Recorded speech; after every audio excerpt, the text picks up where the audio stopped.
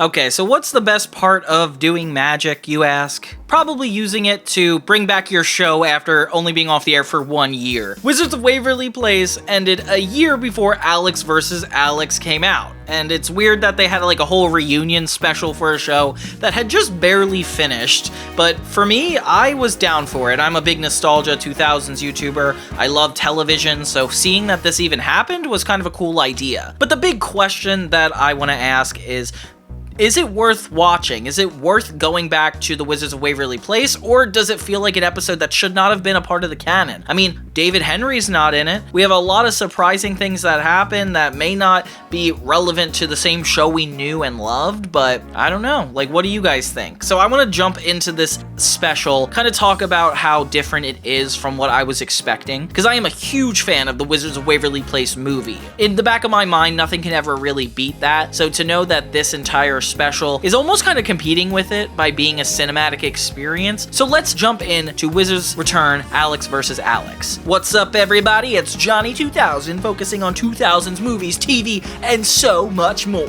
So, Wizards of Waverly Place, great show, went on for 4 years, like 105 episodes. I've been having a lot of fun jumping into its first season and its reboot. Yeah, I got some really fun videos coming out talking about the reboot and the original show, and you know, this was definitely a classic growing up. I may have not seen the entire show, just the first 2-3 seasons max, but I have a lot of nostalgia for Ajbana Utusis and just Jerry being an awesome dad, I guess. Justin was always one of my favorite characters, Max the funniest, and Alex the perfect antagonist and main character at the same time, making an entire special where she turns evil even cooler. So the thing that always has stood out to me, even since I watched this again, because keep in mind, I've actually not seen this when it came out. The show had only been over for a year. I didn't know if this was supposed to be a big sequel to the movie or what. And when I saw it was only an hour long, I was like, I don't know if I want to see this. The cool thing about the Wizards movie is they take everything about the TV show and mature it up into a really good, emotionally driven movie with a lot of comedic beats,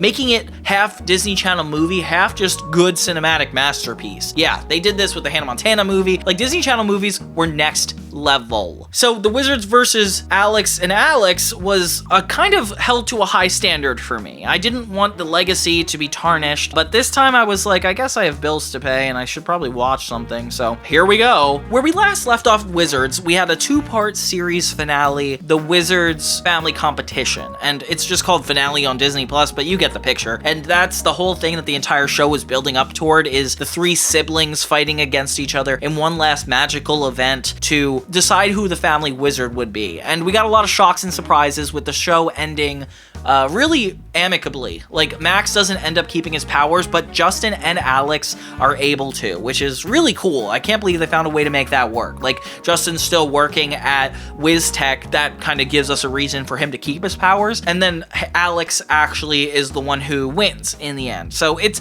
a really complicated ending to a special, but a really good one, to say the least. It starts out with this cinematic look over top a mountain, and we find Alex in a giant crystal cavern, and it automatically is looking gorgeous, like a full-on movie, but we're a little confused because it has a laugh track. Okay, I am right here. You do not have to yell. So they're trying to find the medium between being a full feature and a sitcom like it used to be. The fact that the show ended only a year prior makes me feel like they didn't necessarily have to do that part, but I mean, I guess we're in for the ride. I do like it when they try to go out on a limb and make this a lot more interesting than the original show intended. It does start with a very intense plot where Selena Gomez as Alex is suffering the wizard trial or a judgment of some sort where she's in trouble for doing something heinous and downright evil. We're not really 100% sure what it is. We just know that she's probably at the helm of it. It's not surprising considering the fact it's been a bit since the family competition had ended. And we're back to the regular Wizard set. So it starts with Alex and Harper changing the couch into a TV at a drive-in movie, and it takes us right from where we left off from the show. It's a little darker and a lot more cinematic, but it still got the vibe of the original show. So this takes place a year after, and they purposely didn't have Justin in, and it seems like it's for a story reason, but I'm not 100% sure. I do like that it is focusing on Alex, but I do wish Justin was here. Since this show and we had a reboot with all Justin, I feel a lot better looking back at this. I'm like, okay, at least like he wasn't just forgotten. He was just a part that needed to not be here for this special. They worked around the character dynamics really well and made it feel like he didn't necessarily need to be there and we didn't miss him. They find a way to weave him in the plot just by being talked about, which I am pretty impressed by. Like, Alex is constantly reminded that even though she's the family wizard, he's the one that still gets to keep his powers and work at WizTech, with a lot of people in the wizarding world praising him for everything he does. And I kind of like that concept. It definitely raises the stakes a lot in an interesting way. Having him not be a part of it, but still being in it is really cool. Alex and Mason, the werewolf, are still together, which is also kind of cool. Mason being in this a lot is really nice because Alex has like kind of like an emotional anchor, and I like that they kept that relationship going. Like, it's a really sweet back and forth the two have, and very odd to keep a werewolf and a wizard together. Like, I like that. Max is back too, but he is so much older. It's like hard to like look at him. Like, his voice is deeper. Everything about him is like a lot more mature. So it's like, what the heck? Especially considering this is after the 4th season, like he was significantly younger back then. But being the dopey one, he does a good job at keeping that up in this special. But there's no Italians in New York, Mom. A lot of this revolves around Jerry's animosity toward Alex's powers. Like, the whole concept is they want to go to a family reunion in Italy, which is a really cool concept. So they're going to Italy, but Alex is forbidden to use magic. Like, he really wants it to be a family event. I'm not gonna spoil this for you, but guess who does magic? Alex. Max has a crush this whole episode and is running around Italy trying to impress her, which is definitely very sweet. They end up creating a door that actually leads there, so it's kind of cool that we get the wizard magic pretty off the bat in this special. And there's this like new feeling around using magic as a selfish pleasure that Alex finds pretty unacceptable, and how Justin would never do such a thing, and they kind of hold her to this ridiculously high standard. And it's cool that they call it Alex versus Alex, because that is essentially the plot. It's her versus herself, both emotionally and on the surface of the plot. Then there's this new character named Dominic that is essentially trying to smooth her out and is like, you are such a good wizard and have such great potential, like you don't need to listen to anyone. Almost kind of giving her a little bit of an edge. She's a little insecure because she starts to believe that she's only using magic for selfish reasons, especially when Mason realizes that she won't even spend time with him outside of something that magically needs to happen. And we get to see magic actually come between her and all of her family. Oh, poor Jerry Russo. So Alex keeps coming back and forth from her apartment in New York, which I kind of find funny. I mean, of course you're a wizard, you have the ability to do that, but why so much? It reminds me of Grow Up Timmy Turner, that Fairly Odd Parents special with Drake Bell. Like, it's coming back a little bit later, and it's the character being forced to get over their original mishaps from the series. It's definitely cool doing it with Alex too. I find it weird that she's wearing yellow so much in this, which may seem like an unnecessary detail, but it just seems like a weird color for her personality, especially after all we've learned about her. It definitely gives a more mature vibe. It gives off that, like, name a one time during the original series she wore yellow. It has to be symbolic of something, right? So Jerry reconnects with their Italian family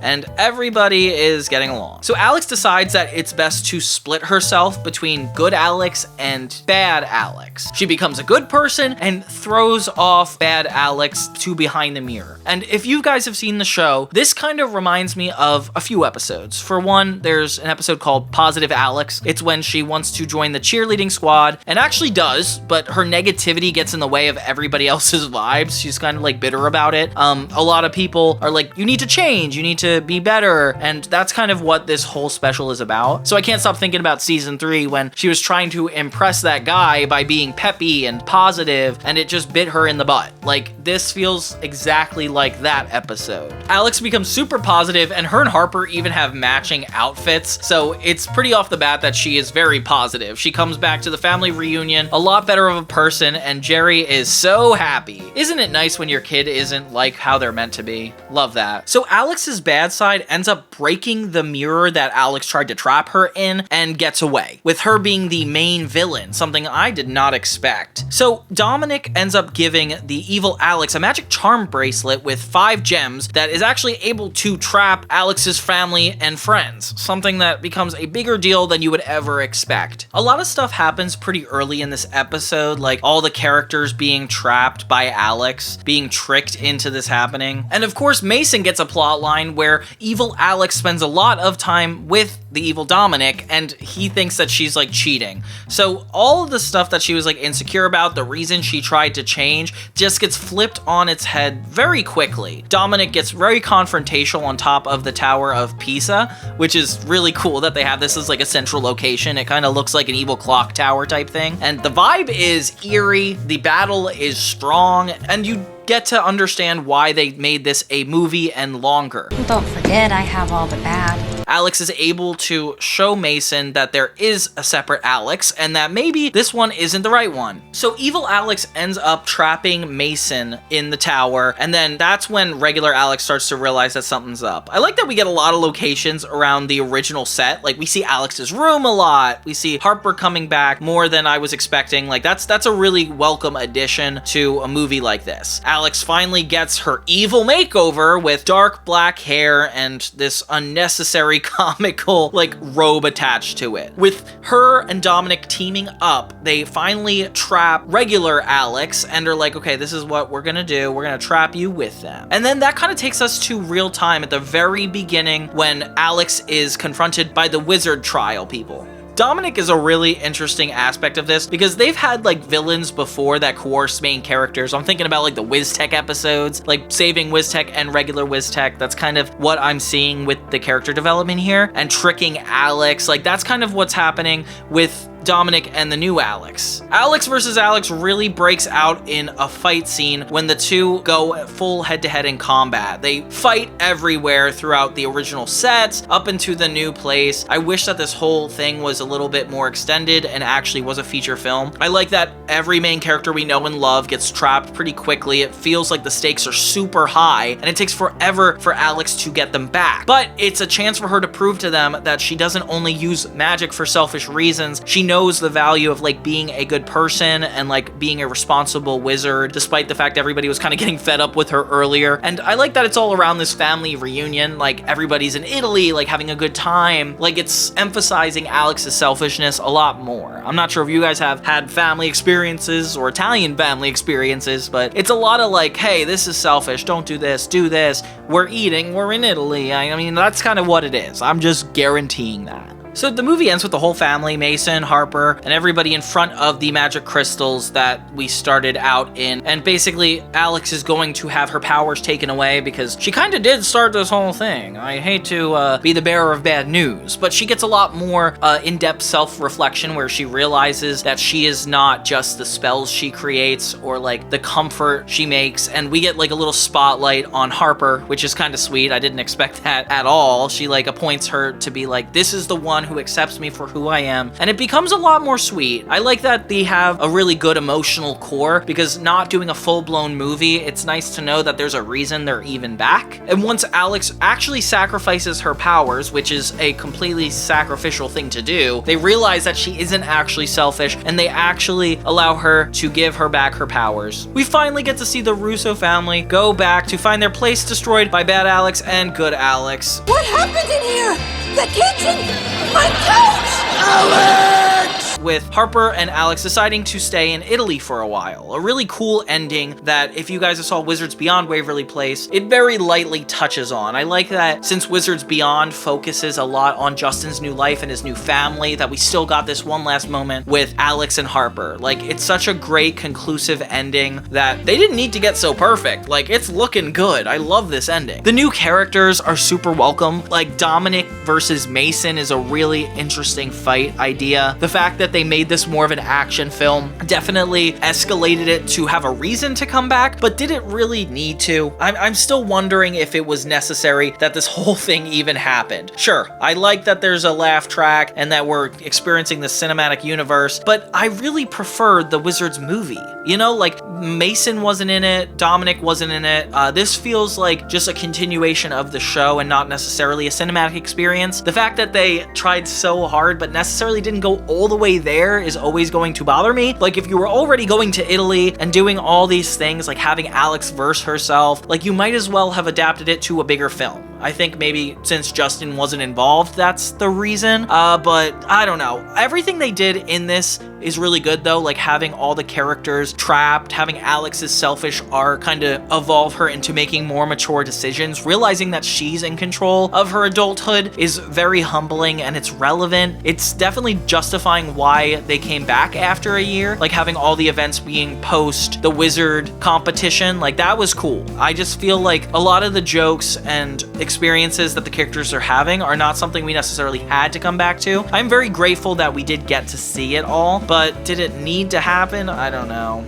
All I know is that it might take attention away from the movie, which I will forever love. But yeah, Alex playing herself twice is very cool. I look really cute in that outfit. I know, I wasn't really sure about the boots at first, but Focus on the mission. Like, it definitely gives us a lot of fun moments with the Russos, like in one last instance. Like, I definitely see this as a semi-finale of the series, with the wizard competition feeling like it almost was like a two-part special, but not necessarily a finale. Like, I like that this is all very emotional, very fair to all the characters, and Alex coming back in this way is so interesting. They definitely took an idea, redid it from the series, but made it better. Like, they justified coming back. So, you guys ever log into Disney Plus and see Alex versus Alex, and you're a Wizards of Waverly Place or 2000s nostalgia fan, I definitely need you to check this out. I think it's worth watching. But if you haven't seen the Wizards of Waverly Place movie, do not watch this first. Watch the Wizards movie first. It's actually really good. Thank you guys so much for watching my review of Alex versus Alex. I hope you guys got some insight into this. I know I didn't. I appreciate you all for tuning into all my shows. I can't wait to get all these fall videos out and share my experiences with you guys, because I'm just so lucky to be doing all this, and I can't wait to keep it going. Keep an eye out for my new Wizards videos. Like, this is more of a precursor to how much fun we're about to have with this show towards the end of Halloween and also into November a lot. So get comfortable with some Russo family drama. Until next time, everybody, this is Johnny 2000 signing off.